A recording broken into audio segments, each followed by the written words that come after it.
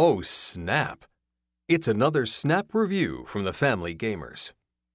You are the wizard's new apprentices, and you must find the long-lost moonstones.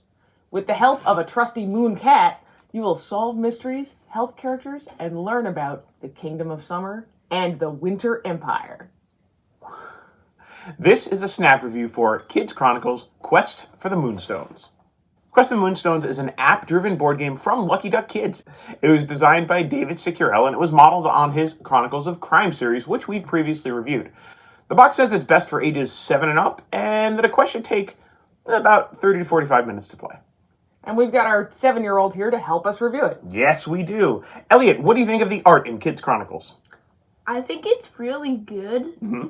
And that when you look into the iPad or whatever you're using, the art is literally identical to the cards. I mostly love the art, too. The character and item cards really set the tone for this kid-friendly fantasy adventure. It's whimsical and full of detail, and you quickly find out that even the sternest, meanest-looking creatures aren't really that scary.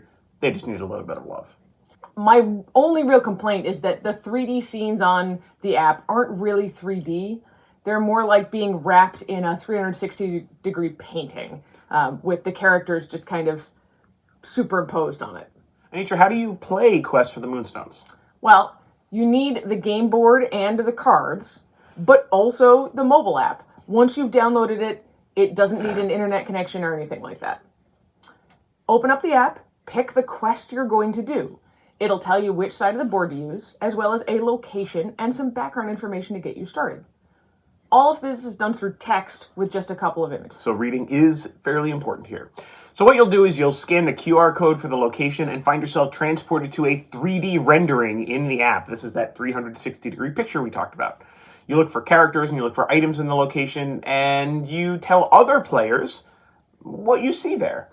Then you can search for all the cards that represent those characters. That's the art that Elliot was talking about. And you can pull them out and lay them on the board. But don't worry, the app is going to kind of hint at what you're looking for, too, after you finish looking at the scene. What kinds of things does it tell you, Elliot? It's like you are speaking with Nils, and then Nils is like, I saw 2 people and 1 object at the lake. You can then ask those people questions about items or other known characters. Maybe you'll find some more information. Sometimes you'll even be able to give a character an item that they want, or a location will give you an option to use items in a special way. For example, a lantern might allow you to light up an area. We filled a bucket with water in our last mission. There we go. If you want to go to a new location, just say goodbye if you're talking to somebody and scan the location you want to go to on the board. When you fulfill your quest goals, a character will ask you a series of questions about the mission you just did. Scan cards that you have to answer those questions the best you can, and then find out the complete story and get your next moonstone. So, Andrew, what did we expect about this game? Well, when we first heard about this game, we had already played Chronicles of Crime, and so we were really, really excited about this technology. We expected it to be a family game with little kid emphasis.